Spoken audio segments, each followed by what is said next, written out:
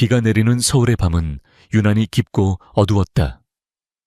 도시의 불빛들은 빗물에 젖어 아스팔트 위에서 번져나갔고 고급 세단의 창문에 부딪히는 빗소리는 차 안의 무거운 침묵을 더욱 무겁게 짓눌렀다. 한서연은 뻣뻣하게 허리를 세운 채 앉아 있었다. 그녀의 무릎 위에 놓인 하얗고 가느다란 손가락들은 서로를 꽉 쥐고 있었다. 손톱 끝이 하얗게 질릴 정도였다. 차량은 서울의 부촌 중에서도 가장 깊숙한 곳에 위치한 한 저택의 정문 앞에 멈춰 섰다. 웅장한 철문 너머로 보이는 저택은 어둠 속에서도 그 위용을 뽐내고 있었다. 마치 중세 유럽의 성을 그대로 옮겨놓은 듯한 모습이었다. 서연은 마른 침을 삼켰다. 지난 몇 시간 동안 그녀의 세상은 완전히 뒤집혔다. 며칠 전까지만 해도 그녀는 평범한 한의사였다. 비록 젊은 나이였지만 실력만큼은 누구에게도 뒤지지 않는다는 자부심이 있었다. 아픈 동생 세진의 병원비를 감당하기 위해 밤낮 없이 일했지만 현실의 벽은 높고 차가웠다. 희귀병을 앓고 있는 동생의 수술비와 계속해서 불어나는 빚은 그녀의 어깨를 짓눌렀고 결국 사채업자들의 협박까지 시작되었다. 막다른 골목에 몰렸다고 생각했을 때 한 남자가 그녀를 찾아왔다. 자신을 김비서라고 소개한 중년의 남자는 한치의 흐트러짐도 없는 완벽한 정장 차림에 냉철한 눈빛을 하고 있었다. 그는 서연에게 믿을 수 없는 제안을 했다. 하룻밤 법적인 아내가 되어주시면 됩니다. 상대는 곧 세상을 떠날 뿐입니다. 그는 유진그룹 강철환 회장의 유일한 손자 강지훈의 이름을 꺼냈다. 대한민국 재계서열 5위 안에 드는 거대 기업의 후계자.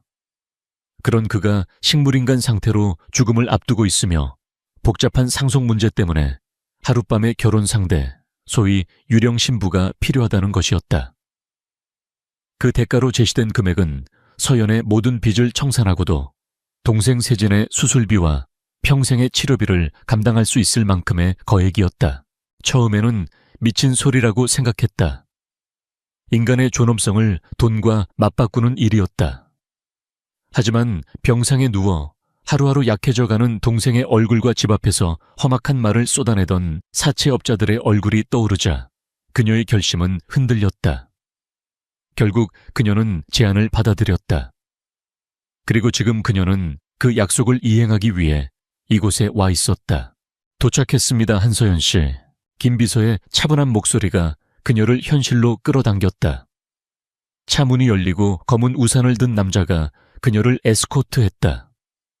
빗줄기를 뚫고 저택의 현관으로 들어서는 순간 서연은 숨을 멈췄다. 바깥의 어둠과 달리 내부는 눈이 부실 정도로 밝았지만 그 밝음은 따뜻함이 아닌 차가움을 품고 있었다. 대리석 바닥은 거울처럼 반짝였고 높은 천장에는 거대한 크리스탈 샹들리에가 달려 있었다. 하지만 그 모든 화려함 속에는 생기가 없었다. 마치 잘 꾸며진 박물관이나 유령의 집처럼 사람의 온기가 전혀 느껴지지 않았다. 집안의 사용인들은 그림자처럼 움직였다. 그들은 서연에게 짧게 고개를 숙였지만 그들의 얼굴에는 어떤 감정도 담겨 있지 않았다. 오직 기계적인 복종만이 존재할 뿐이었다. 서연은 한의사로서의 직업적 본능으로 공기 중에 떠도는 미세한 약품 냄새를 맡았다. 소독약 냄새와 함께 아주 희미하게 다른 종류의 약초 냄새도 섞여 있었다. 김 비서는 그녀를 저택의 서재로 안내했다. 방 전체를 책으로 가득 채운 거대한 책장과 방 한가운데 놓인 묵직한 원목 책상이 위압적인 분위기를 풍겼다. 그는 서연을 가죽 소파에 앉게 한 뒤 두꺼운 서류 봉투 하나를 꺼내 책상 위에 올려놓았다. 혼인계약서입니다. 서연의 심장이 쿵 하고 내려앉았다. 김 비서는 봉투에서 서류 뭉치를 꺼내 그녀 앞에 펼쳐 보였다. 복잡한 법률 용어들이 빼곡하게 적혀 있었다. 주요 내용은 간단합니다. 오늘 밤 자정을 기점으로 한서연 씨는 법적으로 강지훈 씨의 아내가 됩니다. 혼인신고는 저희 쪽에서 즉시 처리할 것입니다. 오늘 밤 남편이 될 강지훈 씨의 침실에서 함께 밤을 보내주셔야 합니다. 그리고 예상대로 강지훈 씨가 사망하게 되면 계약된 금액 전액이 서연 씨의 계좌로 즉시 입금될 겁니다. 그의 목소리는 감정 없이 건조했다. 그는 마지막 조건을 덧붙였다. 그 후 한 달간 비통에 잠긴 미망인의 역할을 해주셔야 합니다. 장례 절차가 끝난 뒤에는 조용히 사라져 주시면 됩니다. 그 이후로는 강씨 가문이나 유진그룹과 어떤 형태로든 접촉해서는 안 됩니다. 결국은 돈으로 맺어진 하룻밤의 연극이었다. 서연은 떨리는 손으로 계약서를 집어들었다. 그녀의 눈은 다른 조항들을 스쳐 지나가 계약금 액수가 적힌 부분에 멈췄다. 동생을 살릴 수 있는 금액, 아니 그 이상의 금액이었다. 이 종이 한 장에 이 하룻밤의 거래에 동생의 미래가 달려 있었다. 수치심과 죄책감이 파도처럼 밀려왔다. 한 번도 본 적 없는 남자의 죽음을 담보로 돈을 받는 행위. 이것은 시체를 파는 것과 다름없는 일이었다. 하지만 그녀에게 다른 선택지가 있었던가? 병원에서 들려오는 의사의 비관적인 목소리, 돈이 없으면 치료를 중단해야 할지도 모른다는 암시. 그것이 그녀가 마주한 현실이었다. 서연은 눈을 감았다. 병상에서도 늘 자신을 보며 웃어주던 동생 세진의 얼굴이 떠올랐다. 누나, 나 괜찮아. 그렇게 말하던 동생의 목소리가 귓가에 맴돌았다. 괜찮지 않다는 것을 알면서도 그녀는 동생의 그 미소를 지켜주고 싶었다. 다시 눈을 떴을 때 그녀의 눈빛은 단단하게 굳어 있었다. 그녀는 더 이상 망설이지 않고 책상 위에 놓인 만년필을 집어들었다.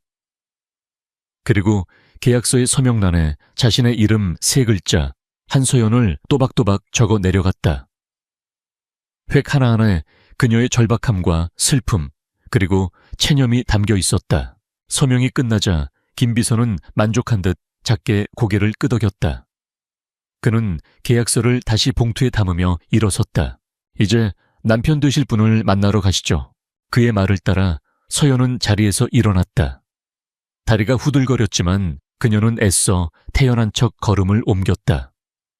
김 비서는 그녀를 2층으로 이끌었다. 복도를 따라 걸으며 마주치는 모든 방문은 굳게 닫혀 있었다. 이 거대한 저택에는 오직 정막만이 가득했다. 마침내 그들은 복도 끝에 있는 거대한 이중문 앞에 멈춰 섰다. 김 비서가 조용히 문을 열자 서연은 저도 모르게 숨을 멈췄다. 방은 상상 이상으로 넓고 호화로웠다. 하지만 그 화려한 인테리어는 방 한가운데를 차지한 거대한 침대와 그 주변을 둘러싼 각종 의료기기들 때문에 빛을 잃고 있었다. 삐삐하는 규칙적인 기계음이 방 안의 유일한 소리였다. 그리고 침대 위에는 한 남자가 누워 있었다. 강지훈, 그녀의 하룻밤짜리 남편. 그는 창백한 얼굴로 잠들어 있었다. 아니, 잠들었다기보다는 의식을 잃은 상태에 가까웠다. 팔에는 링거 주사바늘이 꽂혀 있었고 가슴에는 심박을 측정하는 센서가 붙어 있었다. 하지만 죽음을 앞둔 사람이라고 하기에는 그의 모습은 너무나 평온했다. 오히려 깊은 잠에 빠진 조각상처럼 보였다. 짙은 눈썹 날렵한 콧날, 굳게 다물린 입술. 의식이 없는 상태에서도 그의 잘생긴 얼굴은 숨겨지지 않았다. 서연은 직업적인 본능으로 그의 상태를 살폈다. 호흡은 얕았지만 규칙적이었고 모니터에 나타난 생체 신호도 위급한 상황을 가리키고 있지는 않았다. 물론 그녀는 그의 정확한 병명을 알지 못했다. 하지만 그녀가 아는 상식선에서 그의 모습은 당장 오늘 밤을 넘기지 못할 사람처럼 보이지는 않았다. 아니, 내가 지금 무슨 생각을 하는 거지? 서연은 고개를 저었다. 그녀는 의사로서 이곳에 온 것이 아니었다. 그녀의 역할은 그저 계약서에 명시된 대로 그의 곁에서 하룻밤을 보내는 것뿐이었다. 그의 생사는 그녀의 소관이 아니었다. 그럼 이만 물러가겠습니다. 김 비서는 짧게 말하고는 방을 나갔다. 육중한 문이 철컥 소리를 내며 닫히자 방 안에는 완벽한 정적만이 남았다.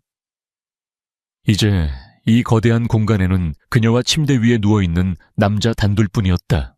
서연은 침대에서 몇 걸음 떨어진 소파에 조심스럽게 앉았다. 그녀는 무엇을 해야 할지 알 수 없었다. 그저 기계가 내는 단조로운 소리를 들으며 어둠이 창밖을 완전히 삼키는 것을 지켜볼 뿐이었다. 그녀는 다시 한번 침대 위의 남자를 바라보았다. 강지훈, 이름도 얼굴도 오늘 처음 알게 된 남자. 내일 아침이면 그녀는 이 남자의 아내이자 동시에 미망인이 될 운명이었다. 두려움, 죄책감, 슬픔, 그리고 이 모든 상황에 대한 기묘한 호기심이 뒤섞인 복잡한 감정이 그녀의 마음속에서 소용돌이쳤다. 밤은 깊어지고 있었다. 서연은 앞으로 자신에게 어떤 운명이 닥칠지 알 수 없었다. 그녀는 그저 이 길고 긴 밤이 무사히 지나가기만을 바랄 뿐이었다. 밤은 지독하게 길었다. 한서연은 거대한 침실 안의 소파에 웅크린 채 뜬 눈으로 밤을 지새웠다. 그녀는 잠을 잘 수 없었다. 규칙적으로 울리는 의료 모니터의 기계음 창밖으로 들려오는 빗소리, 그리고 자신의 심장 소리가 뒤섞여 그녀의 머릿속을 어지럽혔다. 죄책감과 불안감이 그녀의 온몸을 쇠사슬처럼 올가매는 듯했다. 그녀는 자신이 죽음을 기다리는 하이에나가 된 것만 같아 견딜 수 없었다. 시간이 흘러 빗줄기가 잦아들고 창밖이 희미하게 밝아오기 시작했다. 동쪽 하늘이 잿빛에서 옅은 보라색으로 다시 주황빛으로 물들어갔다. 새로운 날이 밝아오고 있었다. 그것은 누군가에게는 희망의 시작이겠지만 서연에게는 한 남자의 죽음을 확인하게 될 시간이 다가오고 있음을 의미했다. 그녀는 곧 김비서가 들어와 모든 것이 끝났음을, 강지훈이 사망했음을 알릴 것이라 예상했다. 그리고 그녀는 약속대로 슬픔에 잠긴 미망인 연기를 시작해야 할 터였다. 피로가 몰려와 눈꺼풀이 청은망은 무거워질 무렵이었다. 서연은 무심코 침대 쪽을 바라보았다. 그때 그녀의 눈에 무언가 이상한 것이 포착되었다. 침대 위 조각처럼 미동도 없던 남자의 눈꺼풀이 미세하게 파르르 떨린 것이다. 잘못 봤나. 서연은 눈을 비볐다. 피곤해서 헛것을 본 것이리라. 하지만 바로 그 순간 그의 손가락 끝이 살짝 움찔거렸다. 그리고 그 움직임에 반응하듯 그의 심박수를 나타내던 모니터의 그래프가 미세하게 요동쳤다. 여전히 정상 범위 아니었지만 분명 조금 전과는 다른 패턴이었다. 서연의 심장이 세차게 뛰기 시작했다. 이것은 단순한 근육 경련이 아닐지도 모른다. 한의사로서의 본능이 그녀의 이성을 앞질렀다. 그녀는 소파에서 일어나 조심스럽게 침대 쪽으로 다가갔다. 한 걸음 한 걸음 그녀의 발소리는 카펫 위로 사라졌다. 그녀는 침대 옆에 서서 그의 얼굴을 자세히 들여다보았다. 그의 얼굴은 여전히 창백했지만 어젯밤에 보았던 죽음의 그림자는 느껴지지 않았다. 오히려 얕지만 고른 숨결이 그의 코와 입술 사이를 오가고 있었다. 그녀가 그의 맥을 짚어보기 위해 손을 뻗으려는 순간이었다. 남자의 눈이 천천히 떠졌다. 서연은 그 자리에 얼어붙었다. 숨 쉬는 것조차 잊었다. 그녀가 마주한 것은 죽어가는 사람의 흐릿하고 초점 없는 눈동자가 아니었다. 그 눈은 놀라울 정도로 깊고 날카로웠으며 혼란 속에서도 명료한 이성을 담고 있었다. 그리고 그 눈동자는 정확히 그녀를 향하고 있었다. 방 안을 가득 채우던 기계 음만이 두 사람 사이에 정적을 갈랐다. 남자는 한동안 말없이 서연을 바라보았다. 마치 그녀가 누구인지, 왜 이곳에 있는지 가늠하려는 듯한 눈빛이었다. 마침내 그의 마른 입술이 힘겹게 열렸다. 당신이, 한서연 씨, 목소리는 쇠약했지만 발음은 놀라울 정도로 정확했다. 서연은 거대한 충격에 휩싸여 아무 말도 할 수 없었다. 그녀는 그저 멍하니 고개를 끄덕일 뿐이었다.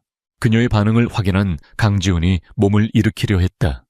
하지만 오랜 시간 누워 있었던 탓에 몸이 마음대로 따라주지 않는 듯 그는 힘겹게 기침을 하며 상체를 들썩였다. 그 모습에 서연은 자신도 모르게 반사적으로 움직였다. 그녀는 그의 등 뒤로 다가가 푹신한 베개를 받쳐 그가 편히 기댈 수 있도록 도왔다.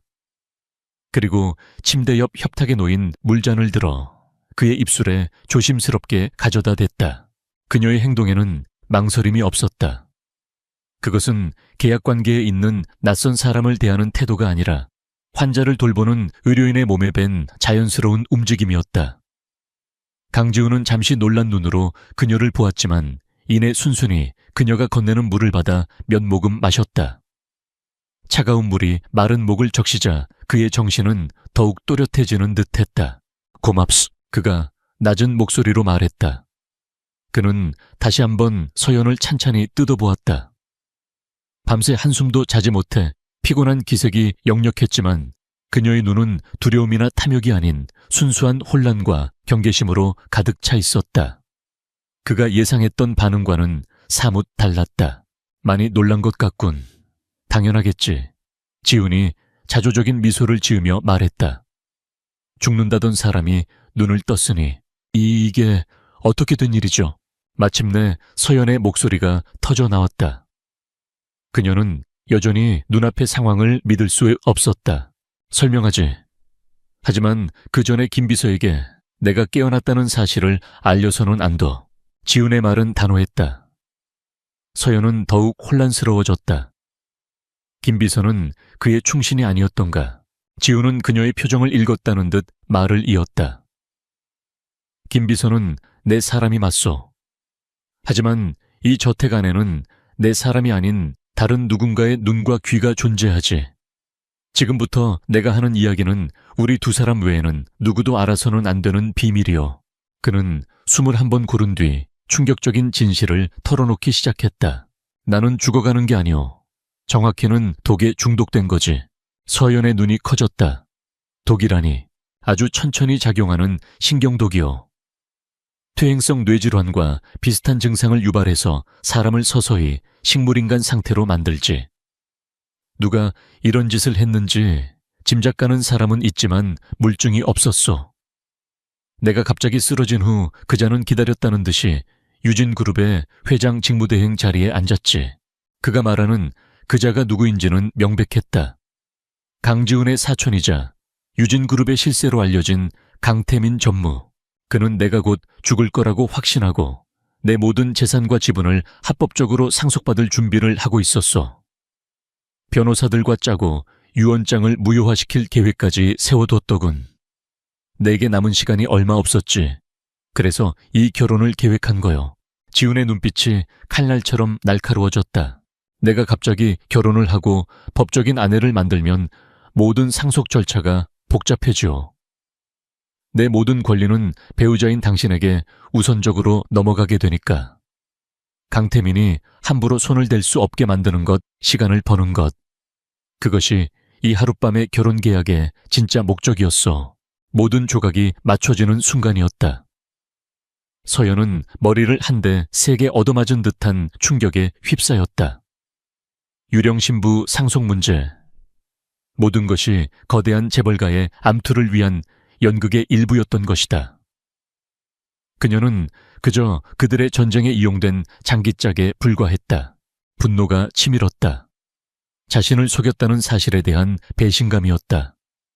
하지만 그와 동시에 자신이 한 남자의 죽음을 이용해 돈을 버는 파렴치한이 아니라는 사실에 안도하는 이중적인 감정이 피어올랐다. 그녀의 혼란스러운 마음을 아는지 모르는지 그녀의 직업적 본능이 먼저 반응했다. 어떤 종류의 독이죠?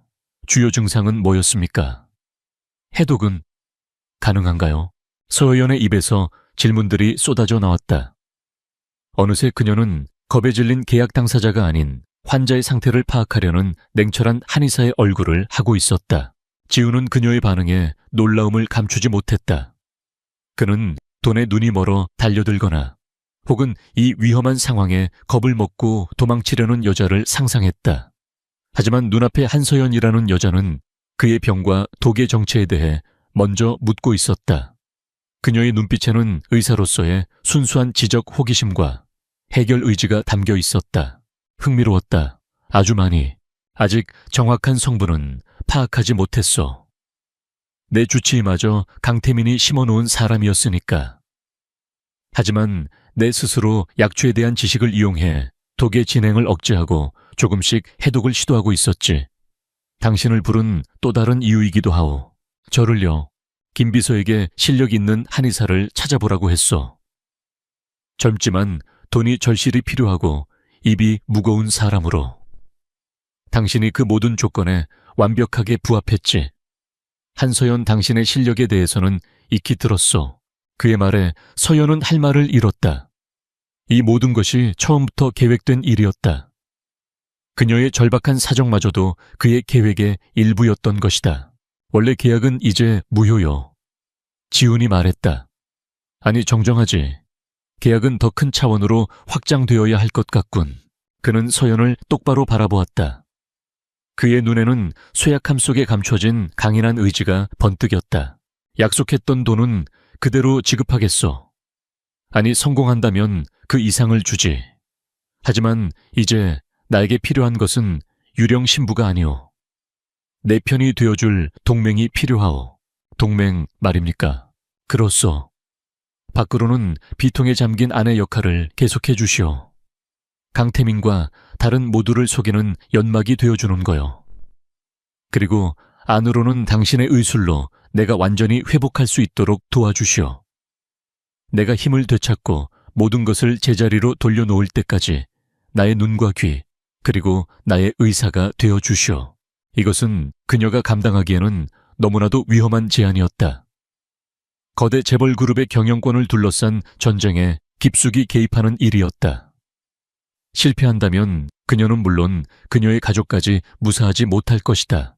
하지만 그녀는 이미 너무 깊이 들어와 버렸다. 그리고 그녀의 눈앞에 있는 이 남자 강지훈. 그는 비록 병상에 누워있지만 그의 눈빛과 목소리에는 모든 것을 뒤집을 수 있다는 강력한 자신감이 어려 있었다. 그녀의 의사로서의 양심과 정의감이 꿈틀거렸다.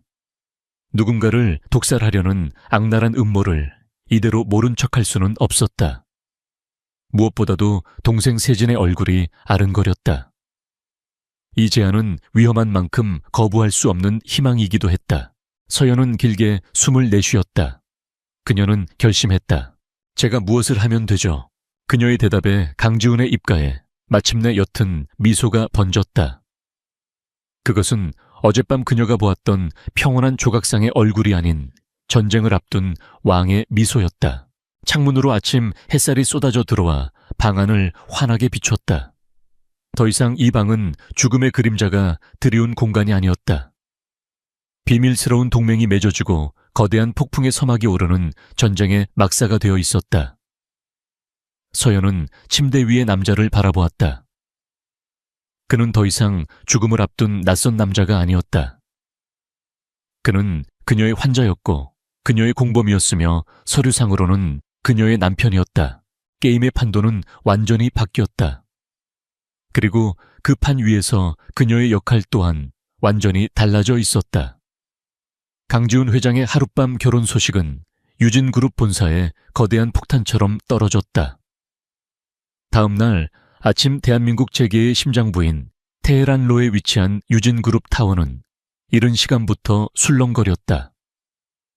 최고 경영진들 사이에서 정보가 암암리에 퍼져나갔고 곧 회사 전체가 이 전대미문의 사건에 대한 소문으로 들끓어뒀다. 죽음을 앞둔 회장님이 갑자기 결혼을 상대는 누구이며 어디서 나타난 여자란 말인가. 그 소용돌이의 중심에는 회장실을 차지하고 앉은 한 남자가 있었다. 강지훈의 사촌이자 그룹의 실질적인 2인자 강태민 전무. 결혼이라고. 강태민은 자신의 비서가 내민 보고서를 집어던지듯 책상 위에 내팽개쳤다. 그의 잘생긴 얼굴은 분노로 차갑게 뒤틀려 있었다. 그는 믿을 수 없다는 듯 혹은 믿고 싶지 않다는 듯 되물었다.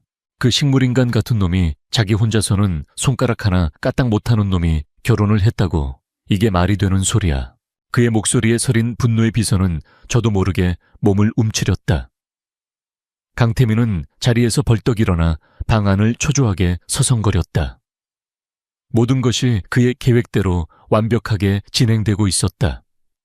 강지훈에게 조금씩 독을 투여해 서서히 죽음으로 몰아넣는 것, 그의 주치의와 변호사를 매수해 모든 법적 권한을 자신에게 유리하게 돌려놓는 것, 그리고 마침내 그의 막대한 지분과 재산을 모두 손에 넣는 것. 이제 마지막 단계 강지훈의 사망 선고와 유산 상속 절차만 남겨두고 있었다. 그런데 이 모든 계획이 정체불명의 여자 하나 때문에 틀어질 위기에 처한 것이다. 한서연, 대체 어떤 년이야? 그는 이를 갈며 내뱉었다. 그는 즉시 자신의 수에게 한서연이라는 여자의 뒷조사를 지시했다. 정보는 놀라울 정도로 빨리 올라왔다. 보고서의 내용은 간단했다. 평범한 집안 출신의 한의사, 아버지가 남긴 막대한 빚, 희귀병을 앓고 있는 남동생. 강태민은 서류를 훑어보며 경멸적인 미소를 지었다. 그림이 그려졌다. 돈에 눈이 먼 천박한 여자가 죽어가는 재벌에게 빌붙은 너무나도 흔하고 진부한 이야기, 쥐새끼 같은 년. 감히 내 밥상에 숟가락을 얹어 그의 눈에 오만함이 가득 찼다. 이런 부류의 여자는 다루기 쉽다.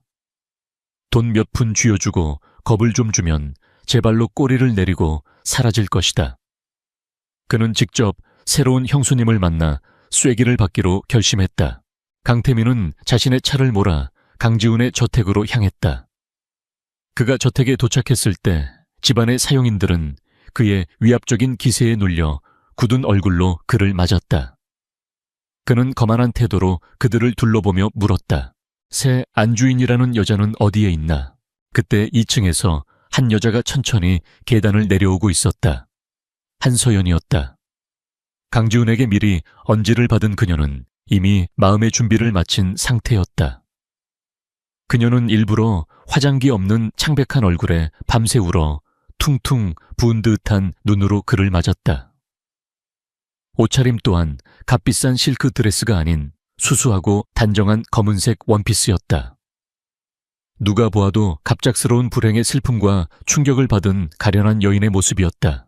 서연은 거실 중앙에 선 강태민 앞에서 걸음을 멈췄다. 그녀는 두려움에 떠는 작은 동물처럼 몸을 살짝 웅크린 채 고개를 숙였다. 강태민은 그런 그녀를 위아래로 훑어보았다. 그의 예상과 조금도 다르지 않은 모습에 그는 속으로 비웃음을 터뜨렸다. 당신이 한서연 씨. 그의 목소리는 부드러웠지만 그 안에는 날카로운 가시가 숨어 있었다. 서연은 작게 고개를 끄덕였다. 어젯밤 아주 대단한 일을 해냈더군. 죽어가는 고래를 낚아채는 솜씨가 보통이 아니야. 그의 노골적인 조롱에 서연의 어깨가 움찔 떨렸다. 하지만 그녀는 아무 대답도 하지 않고 입술만 깨물었다. 완벽한 연기였다. 강태민은 안주머니에서 수표책을 꺼냈다.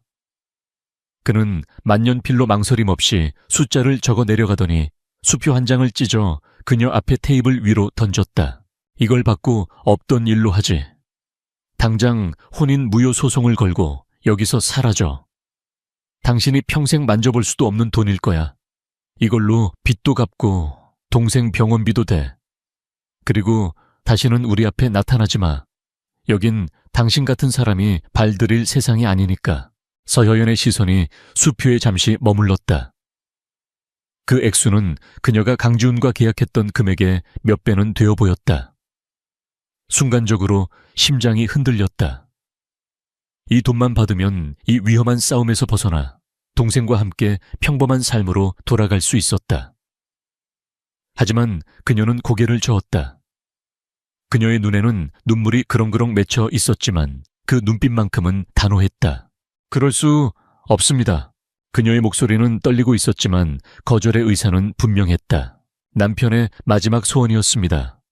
그분의 곁을 지키겠다고 약속했어요. 돈 때문에 그 약속을 저버릴 수는 없습니다. 강태민의 얼굴에서 부드러운 가면이 벗겨졌다. 그의 표정이 싸늘하게 굳었다. 마지막 소원 웃기지 마. 상황 파악이 안 되나 본데 지금 당신이 붙잡고 있는 건 썩은 동아줄이야. 강지훈은 곧 죽어. 내가 당신에게 주는 마지막 기회다. 이 돈을 받고 꺼져. 싫습니다. 서연의 단호한 대답에 강태민의 인내심이 마침내 끊어졌다. 그는 테이블을 손으로 세게 내리쳤다. 쾅가안 하는 소리와 함께 찻잔이 요란하게 흔들렸다. 이 순진한 년이 아직도 자기가 뭐가 된 줄 아나 본데 착각하지 마. 내가 마음만 먹으면 너 하나 이 세상에서 없애버리는 건 일도 아니야. 내 빚쟁이들 다시 지옥으로 돌려보내줄까? 병원에 누워있는 내 동생. 갑자기 치료가 중단될 수도 있어.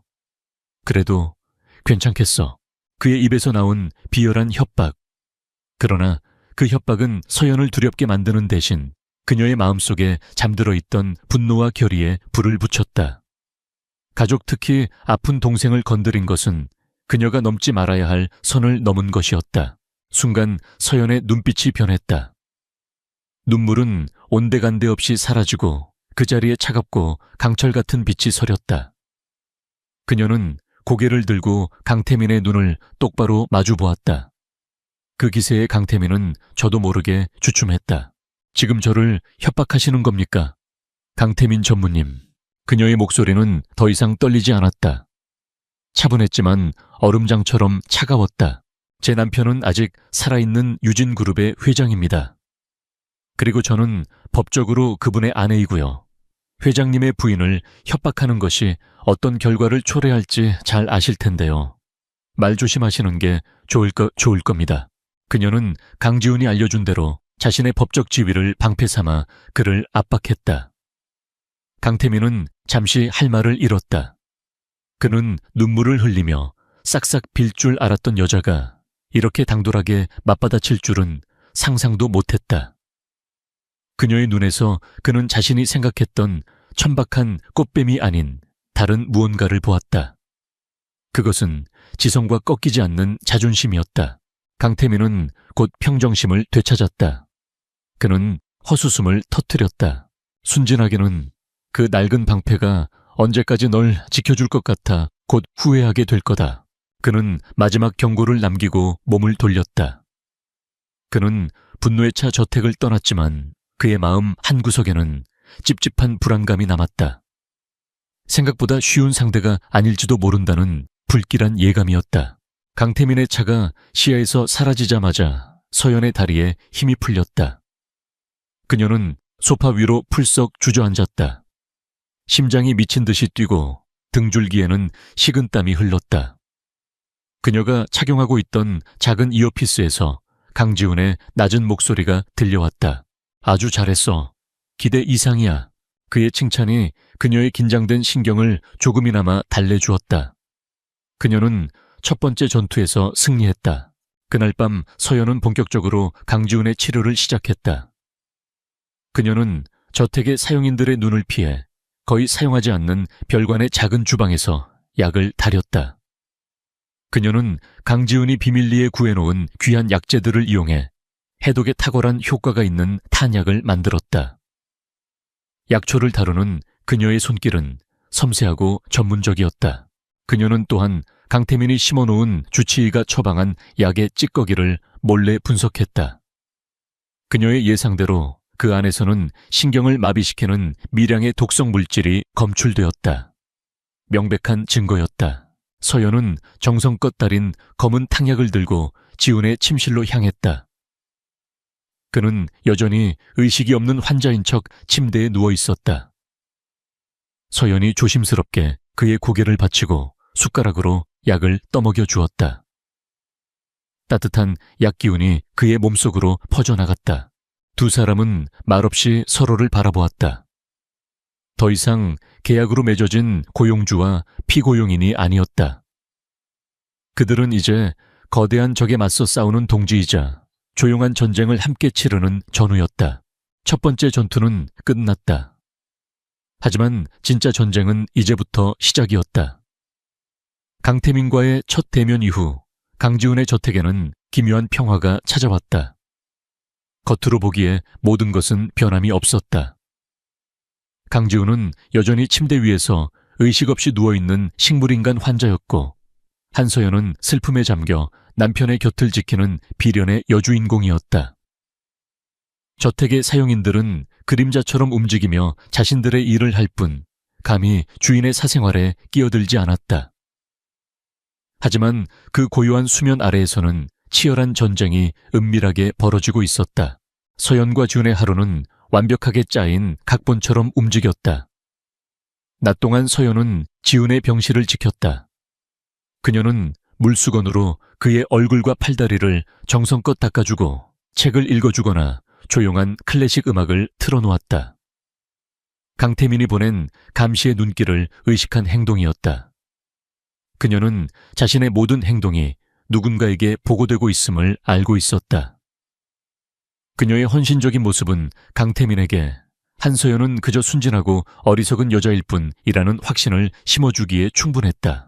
하지만 밤이 되면 저택은 두 사람만의 비밀스러운 작전기지로 변했다. 서연은 매일 밤 별관의 작은 주방에서 약을 다렸다.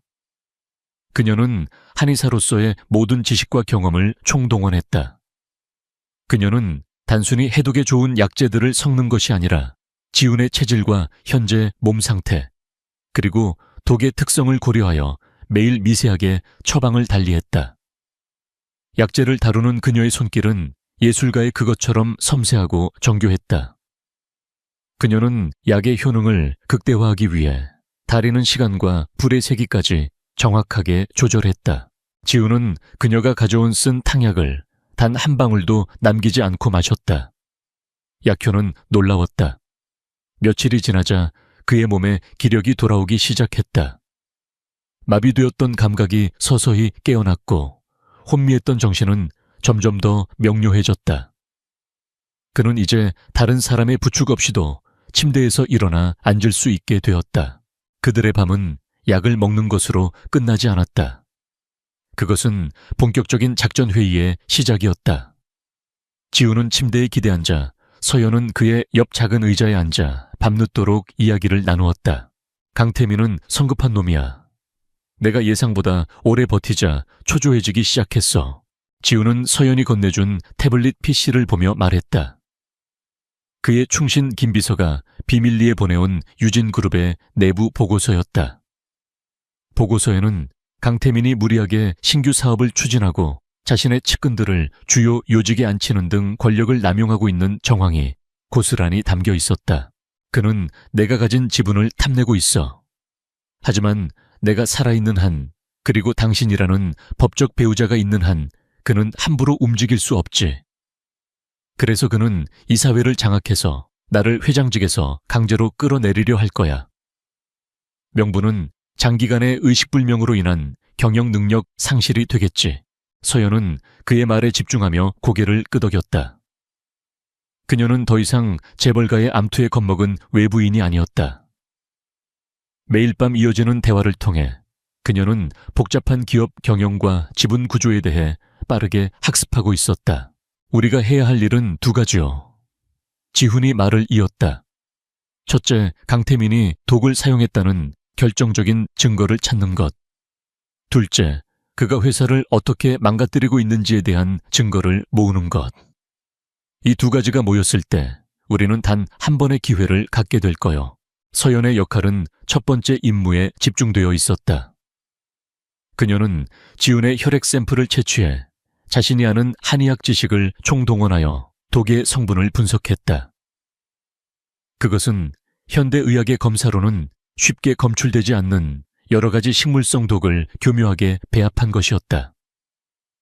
서연은 그 독의 기원을 추적하기 시작했다. 그녀는 국내의 희귀 약재 시장과 유통 경로를 역으로 추적하며 이 독을 제조할 수 있는 인물이나 집단의 범위를 좁혀나갔다. 두 사람은 함께 있는 시간이 길어지면서 서로에 대해 더 깊이 알아가기 시작했다. 서연은 지훈이 단순히 냉철한 사업가가 아니라 따뜻한 마음과 강한 책임감을 가진 사람이라는 것을 알게 되었다. 그는 병상에 누워서도 회사의 미래와 직원들의 안위를 걱정했다. 지훈 역시 서연의 새로운 모습을 발견했다.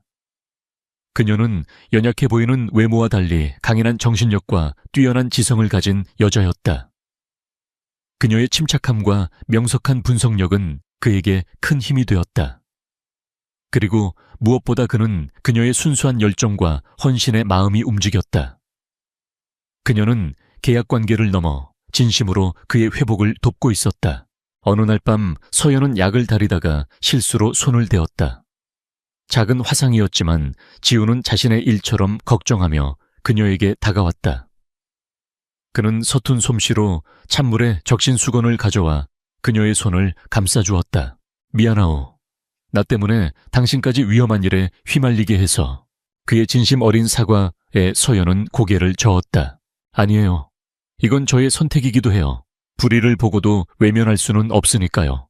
그 순간 두 사람 사이에 미묘한 감정의 기류가 흘렀다. 그것은 동지애나 연민과는 다른 좀 더 따뜻하고 부드러운 감정이었다. 그들은 서로의 눈을 바라보며 잠시 말을 잃었다. 계약으로 시작된 관계였지만 이제 그들의 마음속에는 서로에 대한 신뢰와 존중, 그리고 그 이상의 감정이 싹트고 있었다. 한편 강태민은 점점 더 초조해졌다. 강지우는 죽을 기미를 보이지 않았고 한서연이라는 여자는 그의 예상과 달리 돈으로 매수되지도 협박에 굴복하지도 않았다. 오히려 그녀의 존재는 강지훈의 법적 권리를 더욱 공고히 해주는 방패가 되고 있었다. 그는 더 이상 기다릴 수 없었다. 그는 이사들을 포섭하고 언론에 강지훈의 건강 상태에 대한 부정적인 정보를 흘리기 시작했다. 유진그룹의 주가가 불안정하게 흔들렸다. 그는 이 혼란을 틈타 임시주주총회를 소집하여 강지훈의 회장직 해임안을 통과시킬 계획을 세웠다. 그의 모든 움직임은 실시간으로 지훈과 서연에게 보고되었다. 올 것이 왔군. 지훈이 차갑게 말했다. 강태민이 스스로 무덤을 파고 있어. 서연은 마침내 독의 출처에 대한 결정적인 단서를 찾아냈다. 그것은 강태민이 비밀리에 후원하고 있는 한 한방연구소에서 유통된 희귀 약재와 관련이 있었다. 모든 퍼즐 조각이 맞춰지고 있었다. 지훈의 건강은 서연의 극진한 보살핌 덕분에 눈에 띄게 회복되었다. 그는 이제 혼자서 방안을 걷거나 간단한 운동을 할 수 있을 정도가 되었다. 하지만 두 사람은 여전히 완벽한 연기를 계속했다. 세상은 여전히 강지훈이 죽음의 문턱에 서 있다고 믿고 있었다. 이제 방역의 시간이다. 지훈과 서연은 마지막 계획을 세웠다. 강태민이 소집할 임시 주주총회. 그곳이 바로 모든 것을 끝낼 무대가 될 것이었다. 서연은 그 무대에서 아주 중요한 역할을 맡게 될 터였다. 두 사람은 창밖의 어두운 밤하늘을 바라보았다. 폭풍 전야의 고요함, 곧 거대한 폭풍이 몰아칠 것이다. 하지만 두 사람은 두렵지 않았다. 서로의 존재가 서로에게 가장 큰 힘이 되어주고 있었기 때문이다. 완벽한 위장 아래 그들의 칼날은 더욱 날카롭게 벼려지고 있었다. 임시 주주총회 소집 공고는 예상대로 일주일 뒤에 발표되었다. 안건은 단 하나, 강지훈 회장의 장기적 의식불명 상태에 따른 경영 능력 상실 및 신임 회장 선임의 건. 그것은 강태민이 날리는 최후의 일격이자 유진그룹의 왕좌를 공식적으로 찬탈하겠다는 선전포고였다. 카운트다운이 시작되었다. 저택의 서재는 완벽한 전쟁 상황실로 변했다. 강지훈은 더 이상 병약한 환자가 아니었다. 거의 완벽하게 기력을 회복한 그는 날카로운 눈빛과 냉철한 판단력을 지닌 총사령관의 모습으로 돌아와 있었다. 그는 밤낮을 가리지 않고 모든 계획을 직접 지휘했다. 시간이 없어. 모든 것을 완벽하게 준비해야 한다. 그의 목소리는 낮고 단호했다. 서재의 거대한 테이블 위에는 각종 서류와 데이터가 가득한 모니터들이 켜져 있었다. 작전은 세 방향으로 동시에 진행되었다. 강지훈은 비밀리에 신뢰할 수 있는 법무법인과 화상으로 연결하여 법적 전략을 최종적으로 다듬었다. 강태민이 주주총회에서 펼칠 모든 논리와 주장을 예측하고 그에 대한 반박 자료를 준비했다. 그의 법률팀은 강태민이 회장직 해임안을 통과시키는 것 자체가 불법임을 입증할 논리를 구축하고 있었다. 동시에 그의 충신인 김 비서는 현장에서 발로 뛰고 있었다. 그는 강태민의 횡령과 배임에 대한 결정적인 증거들을 수집했다. 강태민이 유령 회사를 통해 비자금을 조성한 내역 측근들에게 부당한 이익을 몰아준 계약서, 그리고 그의 협박에 못 이겨 불법적인 일에 가담했다가 양심의 가책을 느끼고 돌아선 직원의 내부 고발 증언까지 확보했다.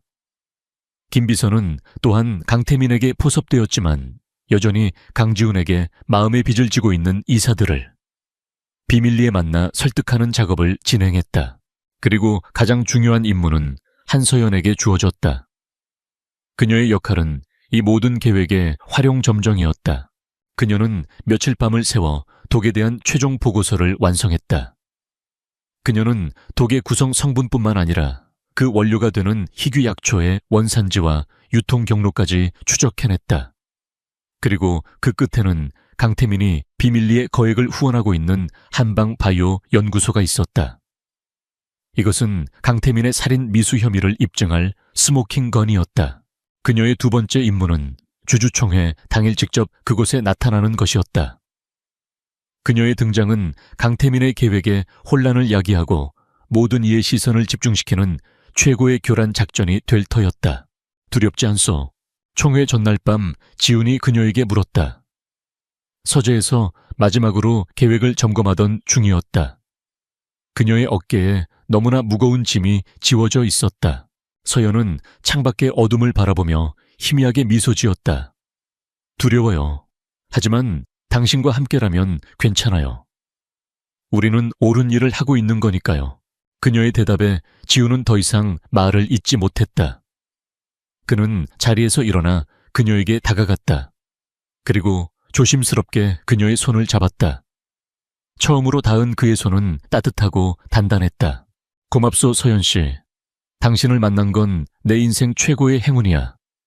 내일이 지나면 모든 것이 달라질 거요. 내가 약속하지. 그의 진심 어린 목소리에 서연의 마음이 뭉클해졌다. 그들은 더 이상 전략적 동맹이 아니었다. 생사를 함께하는 운명 공동체이자 서로의 상처를 보듬어주는 유일한 사람이었다. 그녀는 그의 손을 마주 잡았다. 그 손에서 전해져 오는 온기가 그녀의 두려움을 녹여주었다. 결전의 날이 밝았다. 저택의 공기는 아침부터 팽팽한 긴장감으로 가득했다. 서연은 지훈이 골라준 검은색의 단정하고 우아한 원피스로 갈아입었다. 슬픔에 잠겨있지만 품위를 잃지 않은 회장 부인의 모습, 그것이 오늘 그녀의 역할이었다. 그녀는 거울 앞에 서서 자신의 모습을 비춰보았다. 창백한 얼굴 하지만 그 안의 눈빛은 그 어느 때보다 강하게 빛나고 있었다. 김 비서가 그녀를 수행하기 위해 저택에 도착했다. 준비되셨습니까, 사모님? 김 비서는 처음으로 그녀를 한서연 씨가 아닌 사모님이라고 불렀다.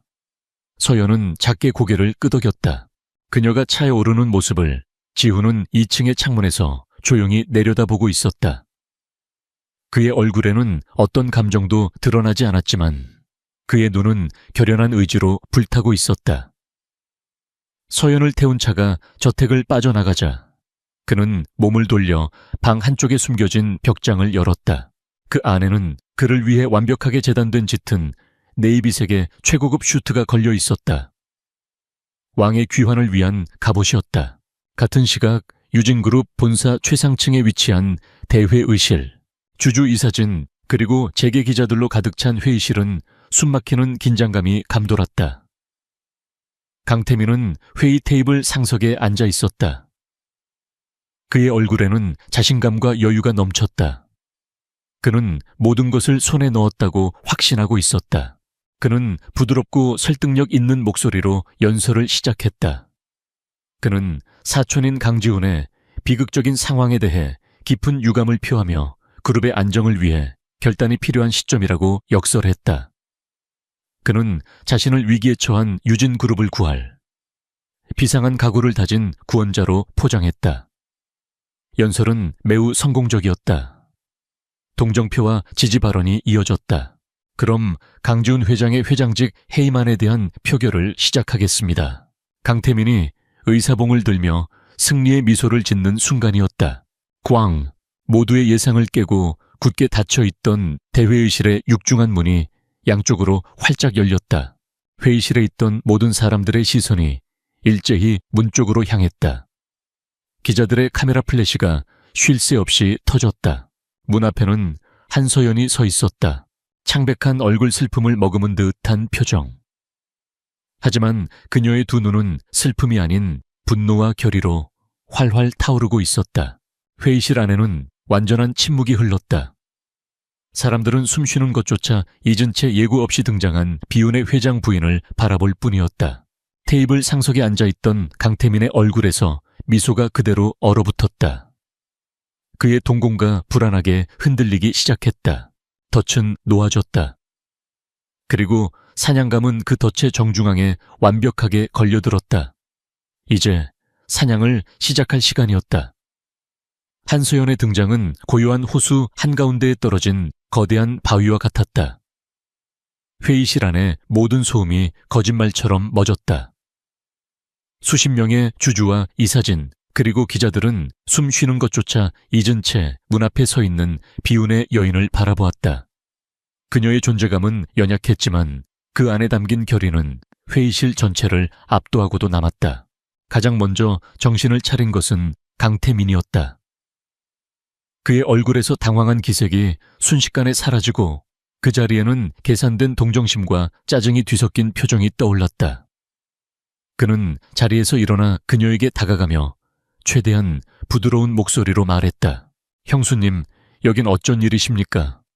몸도 성치 않으실 텐데 많이 놀라신 것 같습니다. 여긴 형수님께서 계실 곳이 아닙니다. 어서 집으로 돌아가 안정을 취하셔야죠. 그는 그녀를 정신적으로 불안정한 슬픔에 잠긴 미망인으로 취급하며 상황을 무마하려 했다. 그는 경호원들에게 눈짓하며 그녀를 밖으로 끌어내라고 지시했다. 하지만 서연은 그의 예상대로 순순히 물러나지 않았다. 그녀는 경호원들이 다가오기 전에 그를 지나쳐 회의 테이블 중앙으로 걸어갔다. 그리고 회의실에 모인 모든 사람들을 향해 작지만 단호한 목소리로 말했다. 여러분, 저는 유진그룹 강지훈 회장님의 법적 아내 한서연입니다. 그녀의 목소리는 마이크 없이도 회의실 전체에 명확하게 울려 퍼졌다. 저는 오늘 이 자리가 얼마나 불법적이고 부도덕하게 소집되었는지를 여러분께 말씀드리기 위해 왔습니다. 무슨 말도 안 되는 소리를 강태민이 소리쳤다. 그의 얼굴이 분노로 붉게 달아올랐다. 저 여자가 지금 충격으로 헛소리를 하고 있어. 당장 끌어내. 그러나 서연은 흔들리지 않았다. 그녀는 품 안에서 서류철 하나를 꺼내 높이 들어 보였다. 제 남편 강지훈 회장님은 병으로 쓰러지신 게 아닙니다. 그는 독살당하고 있었습니다. 독살이라는 단어가 회의실을 강타했다. 장내가 술렁이기 시작했다. 기자들의 카메라 플래시가 미친 듯이 터져 나왔다. 이 서류는 제 남편의 몸에서 검출된 독의 성분 분석 보고서입니다. 현대의학으로는 검출하기 힘든 여러 식물성 신경독을 교묘하게 배합한 것입니다. 그리고 이 독의 출처는 바로 강태민 전무님이 비밀리에 거액을 후원하고 있는 한방바이오 연구소입니다. 강태민의 얼굴이 하얗게 질렸다. 거짓말이야. 저 여자가 날 모함하기 위해 꾸며낸 이야기라고. 그가 미친 듯이 소리치며 그녀에게 달려들려던 순간이었다. 꽝.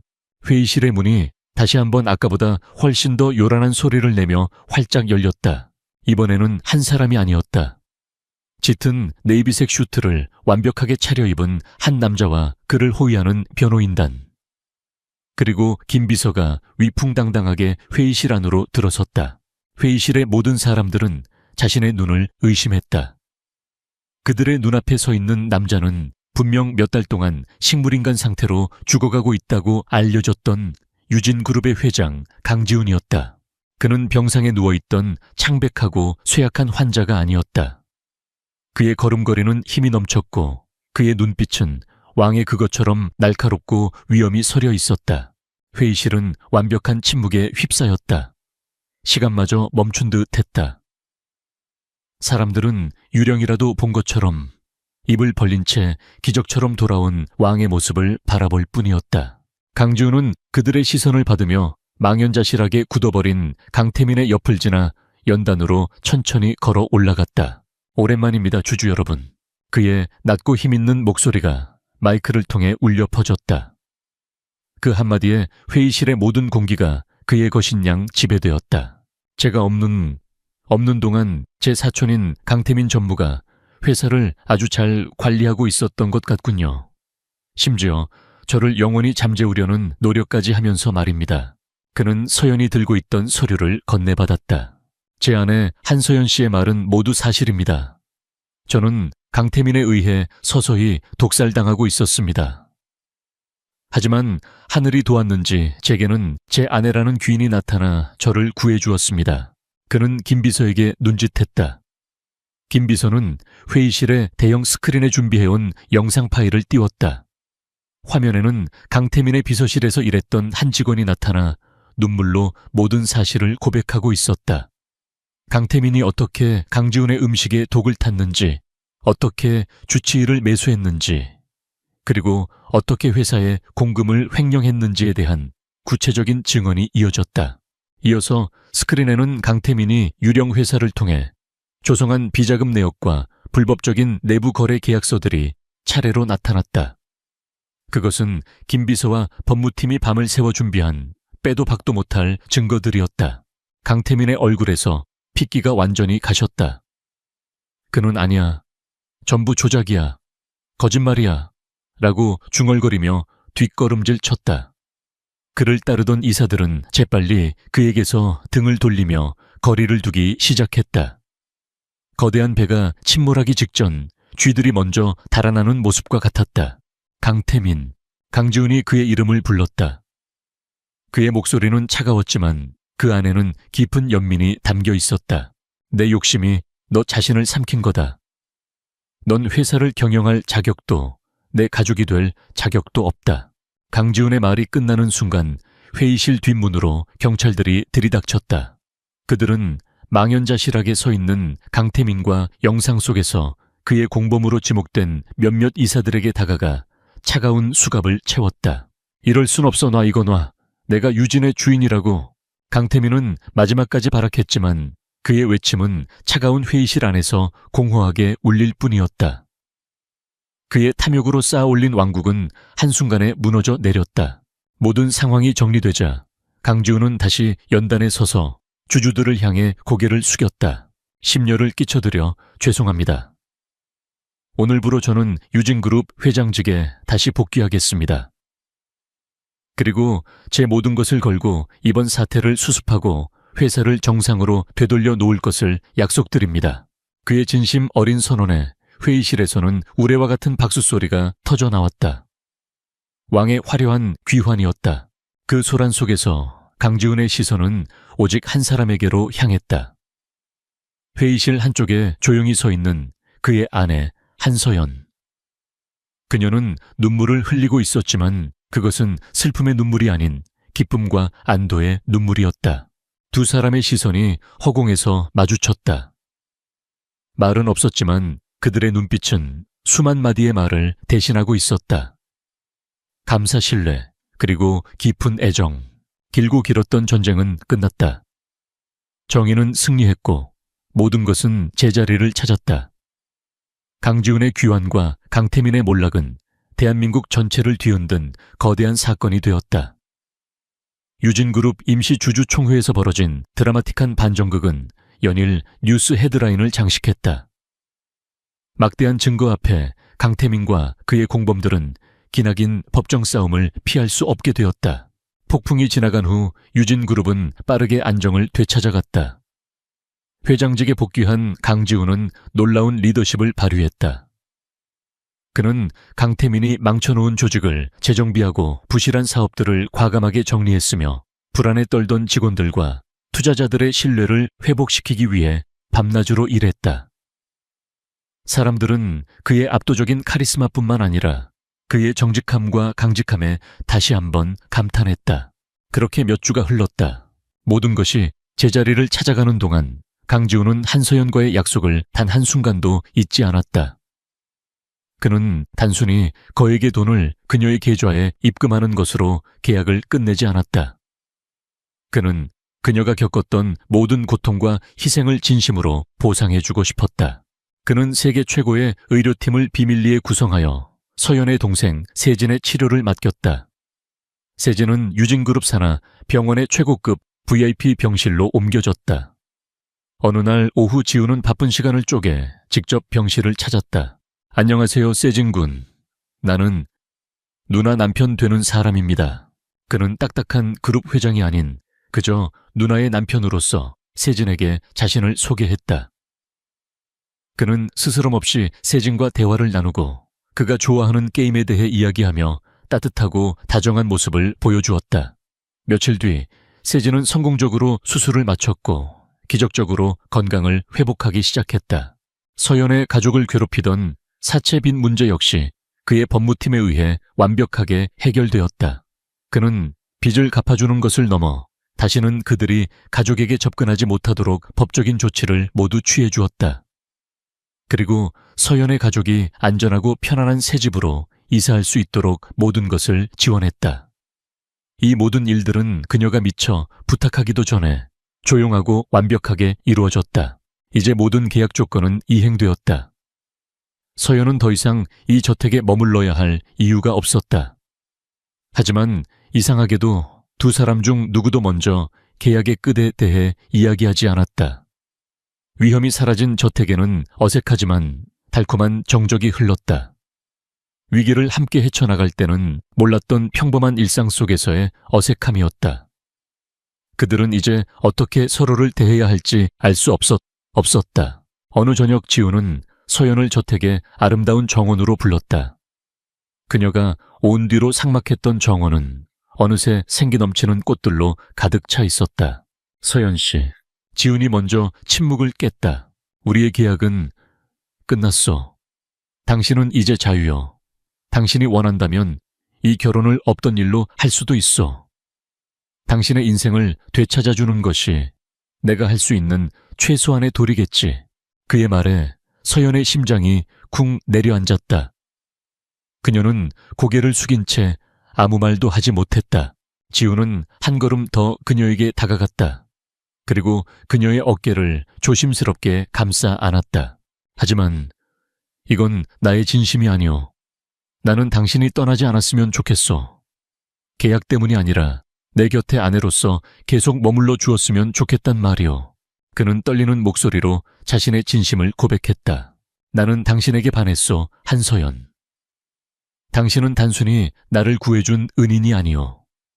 당신은 내게 사람을 믿는다는 것이 무엇인지, 진정한 온기가 무엇인지를 가르쳐준 사람이오. 나는 당신의 지혜와 강인함, 그리고 그 따뜻한 마음을 유진그룹의 그 어떤 자산보다도 더 소중하게 생각하오. 부디 나와 함께 진짜 부부로서의 삶을 시작해주지 않겠소.